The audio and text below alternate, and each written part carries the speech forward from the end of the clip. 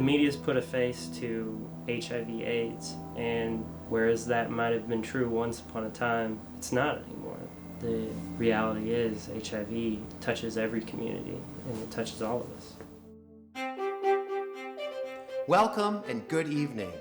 I'm Wayne Zink, and along with my partner Randy Deere, we're both deeply honored to be the title sponsors of Spotlight 2011. You know, it's hard to believe, but HIV and AIDS have been with us now for over 25 years. And while a lot has changed with how medicine and medical technology deals with HIV in our lives, still one thing is true, that the best way to manage HIV is to avoid it. The thing with HIV is that it's 100% preventable. It's a disease that we as a human race could just kind of collectively stop and shut it out and let the disease disappear. But we don't, because we think it's not going to happen to us because we're not of that race, or we have this money, or we're not from that country, or we don't do those drugs or sleep with those people. But if everyone would just get tested and have the knowledge of the disease and how to prevent it, then it could. And people do come to me. I have a lot of phone calls from both personal friends and friends of our clients and just people in the community who want to know, and we get excited about that.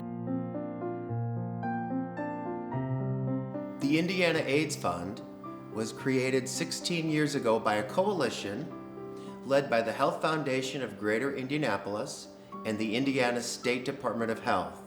Because of Indiana AIDS Fund grants, more than 600,000 Hoosiers know how to protect themselves from spreading or contracting the disease.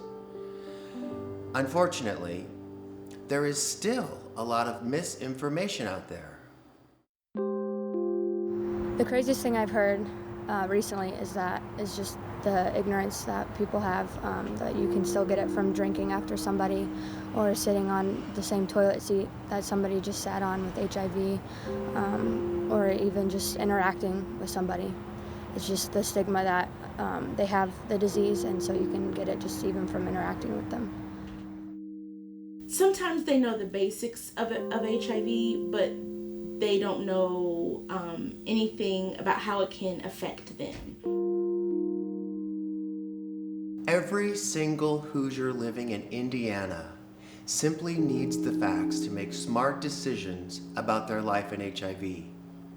The Indiana AIDS Fund participates in programs like the 2-Year Health License Plate, which raises awareness of the benefits of overall good health, and the AIDS United AmeriCorps team, who work in the field creating and running prevention programs in schools, in jails, in the bars, and even in the bathhouses.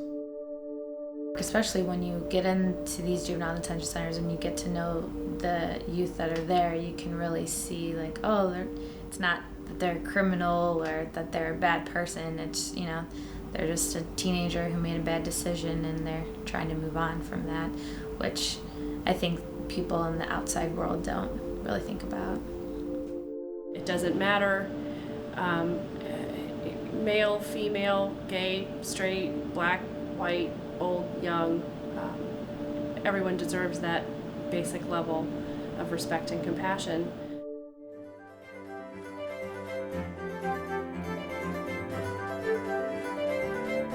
Tonight is the night to pledge. Pledge of yourself and your support. Pledge to learn more of the facts about HIV and AIDS. And most of all, when you know the facts, share them with others. Knowledge is power, and knowing your status is going to help you in the future with your sexual health. Bad information can be like a virus. It's the only body you get. If we stop doing events like Spotlight and people stop funding the Indiana AIDS Fund and stop paying attention to organizations like the Damien Center, if all of that stops, it's going to be 1980 again.